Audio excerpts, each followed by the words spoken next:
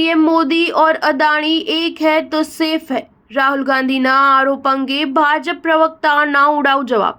महाराष्ट्र विधानसभा चूंटणी 2024 प्रचार दरमियान राहुल गांधी एक प्रेस कॉन्फरन्समां तिजोरी लईने पहोंच्या हता। आ दरमियान તેમણે તિજોરીમાંથી વડાપ્રધાન મોદી અને ગૌતમ અદાણીનો ફોટો કાઢીને ભાજપ સરકાર પર નિશાન સાધતા કહ્યું હતું કે પીએમ મોદી और ગૌતમ અદાણી એક है तो सेफ है।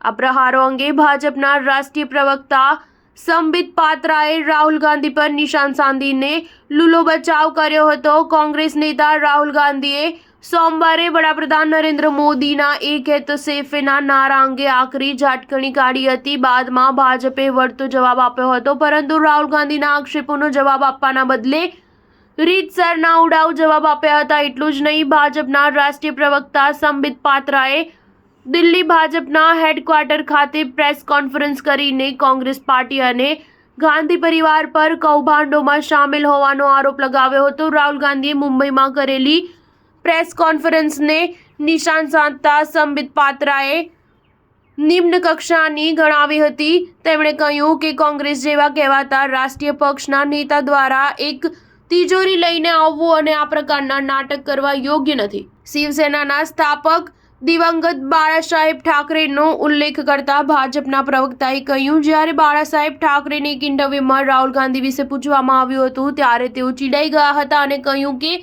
મને એ નાના પોપટ વિશે ના પૂછો। સંબિત પાત્રાએ સેફ અર્થ સમજાવતા કહ્યું કે જેની જેવી ભાવના હોય તેને તેવો અર્થ સમજાય। પીએમ મોદીના સૂત્ર એક હે તો સેફ એનો અર્થ સુરક્ષા સાથે છે। પીએમ મોદી ભારતના લોકોને ઘૂસણખોરોથી કેવી રીતે સુરક્ષિત રાખવા તેની ચિંતા કરે છે। ત્યાં સેફનો અર્થ તિજોરી સાથે નથી, જે રાહુલ ગાંધી સમજી રહ્યા છે। આ દરમિયાન સંબિત પાત્રાએ કોંગ્રેસ અને ગાંધી પરિવાર પર આક્ષેપ કર્યા હતા। તેમણે કહ્યું કે કોંગ્રેસ તિજોરી લૂંટી રહી છે। વર્ષોથી દાદા પરદાદા, દાદી, પિતા અને માતા બધાએ સાથે મળીને લૂંટવાનું કામ કર્યું છે। આમાં કોઈનો વાંક નથી, પરંતુ તેમના ખાનદાનની ભૂલ છે। તેમણે વારંવાર કૌભાંડો કરી હિન્દુસ્તાનને લૂંટવાનું કામ કર્યું છે। ન્યૂઝ 7 હંમેશા સચ્ચાઈની સાથે।